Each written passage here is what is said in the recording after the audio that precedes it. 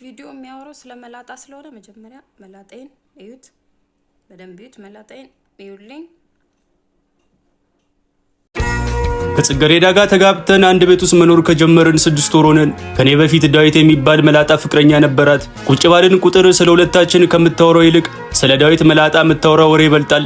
ወይኔ የዲቪዬ መላጣ እኮ የሱ መላጣ እንደሚለሰልሰው የኔ ሰውነት ራሱ አይለሰልስም። በቃ ምን ልበል፣ ልክ እንደ አራስ ልጅ አናት ነበር የሚያሳሰኝ። ምንድነው ግን አንቺ ቁጭ ባልን ቁጥር ስለ ሱሱዬ መላጣ ካላወራሽ ያምሻል እንዴ? ነው ወይስ በመላጣው የሆነ ያሰራብሽ ነገር አለ?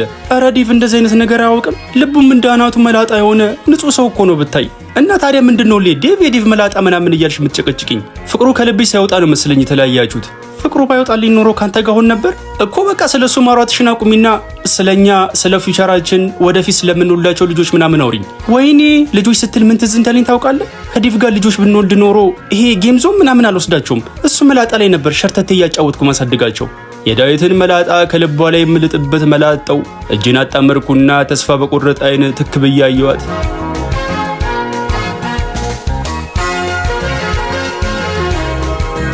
በሷ የተነሳ መንገድ ላይ የማያቸውን የማላውቃቸውን መላጦች ሳይቀር ጠሏቸው። የምወደው ሰይፉ ፋንታውን ልክ 3 ሰዓት ሆኖ ሱፉን ግጥም አድርጎ ከነ መላጣው በቴሌቪዥን በኩል ብቅ ሲል ምን አለበት አሁን አናተ ላይ ጸጉር ብታስተክል ብዬ በብስጭት ቲቪውን ላጠፋው ስል እንዳታጠፋው ብላ ሪሞቱን ትቀበለኛለች። መላጣ የተባለ ነገር ማየት ከመጥላት የተነሳ የብብቴንም ጸጉር ሳይቀር ማንሳተው። በዚህ የተነሳ ከብረት ጋር የታገሉ እንደሚውሉ ወጠምሾች እጄን አስፍቼ መራመድ ጀምሩ።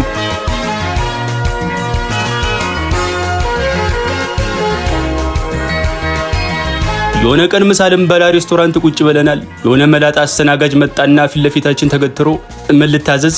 ወይኔ መላጣ እንዴት አባቱ ነው የሚያምረው ብላ ጮኸች። ምንድነው ቤት ውስጥ ሌላ አስተናጋጅ የለም እንዴ? ተበሳጨው። ተረኛ እኔ ስለሆንኩ ነው ምን ልታዘዝ? እና ታዲያ ተረኛ የሆንክስ እንደው ከነ መላጣ መምጣት አለብህ እንዴ? ቢያንስ አናተ ላይ ኮፍያ ነገር ጣል አታረግም?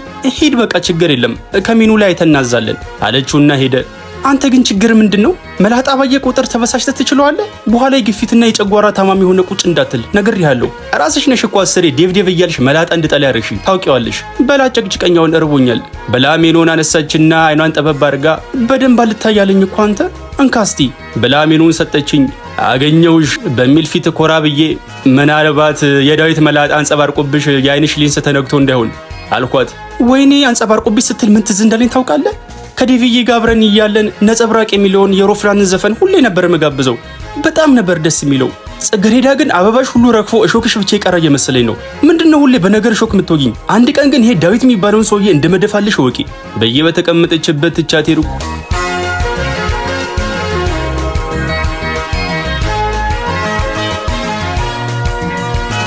በሌላ ቀን ሳሎን ቁጭ ብለን ቲቪ እያየን 4 ሰዓት ሲሆን ነገረኝ። እሺ በእናትህ በጣም ደስ የሚል አዲስ የቴሌቪዥን ፕሮግራም ጀምሯል እንዳያመልጠኝ። ምን የሚባል ፕሮግራም ነው ደግሞ የጀመረው? የመላጦች ወግ። ምን ያ ደስ አይልም? ኧረ በጣም ደስ ይላል። እንኳን ነገርሽኝ። 4 ሰዓት ሲሆን ተነስቼ መብራቱን ነው የምቆርጠው። ቁረጧ ምን አገባኝ? እኔ እንደው ጄነሬተርን ቢሆን ገዝቼ ያለውኝ እንጂ በፍጹም ፕሮግራሙ ያመልጠኝም። አይገርምህም? የተከራከረን እያለ ድንገት የባማኮን ሪል ስቴት ማስታወቂያ መጣ። የምጠብቀው ማስታወቂያ መጣ። ቆይ አንዴ ዝም በይ ብዬ ድምጹን ጨመርኩት። ሁሌ የሪል ስቴት ማስታወቂያ በመጣ ቁጥር ቤት እንደሚገዛ ሰው እስቲ ዝም በይ እያልክ በጉጉት ጨረስከኝ እኮ። ሪል ስቴት ድርጅቶች ስለበዙ ለምርጫ ከብዶኝ እኮ ነው። ከባማኮን ግን እንገዛለን እመኚኝ። ባማኮንን ከሌሎች የሚለየው ነገር አለ? ቀላል አለ። በካሳንቺስ፣ ባምቢስ፣ አትላስ እንዲሁም ፍሬንድሺፕ ቤቶችን ስለሚገነባ በፈለግነው ሳይት አማርጠን ቤት መግዛት እንችላለን። ከየትኛው ሳይት ብንገዛ ነው ደስ የሚል? ግን አንተ ከፍሬንድሺፕ ነው። ግልጽ እኮ ነው። ለምን እሱ መረጥክ? የፍሬንድሺፑ ሳይት በፓርኮች የተከበበ ነው። ፓርክ ውስጥ ደግሞ እንደምታውቂው ብዙ ዛፍ አለ። ከቤትሽ ሆነሽ ፓርኮች ውስጥ ያሉትን ጥቅጥቅ ያሉ ዛፎች ማየት በጀመርሽ ቁጥር ደግሞ የመላጣ ፍቅርሽ ቀስ በቀስ እየተሸረሸረ ይሄዳል። በዛው የዳዊትን መላጣ ተረሹና ስለ ጎፈሬው እንደማሰብ ትጀምሪያለሽ። ወይ ዮብ ግን ተንኮል አለችኝና ቲቪ ማየታችንን ቀጠልን።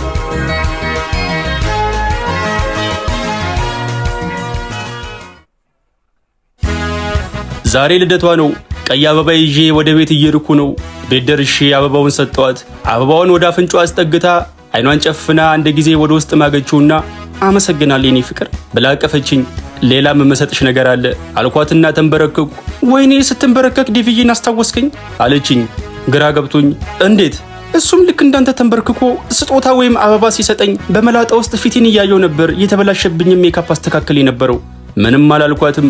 እንደተሸነፈ ወታደር ከተንበረከኩበት ሳልነሳ አንገቴን ደፋው።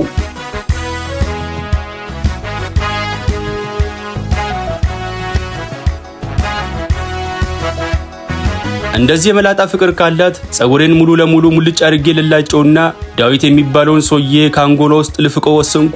ስለተባለው ምላጭ አንድ ዘለላ ጸጉር ሳላስቀር ጸጉሬን ሙልጭ አድርጌ ተላጨውና ጆሮ ያለው እንቁላል መስዬ ወደ ቤት ሄድኩ።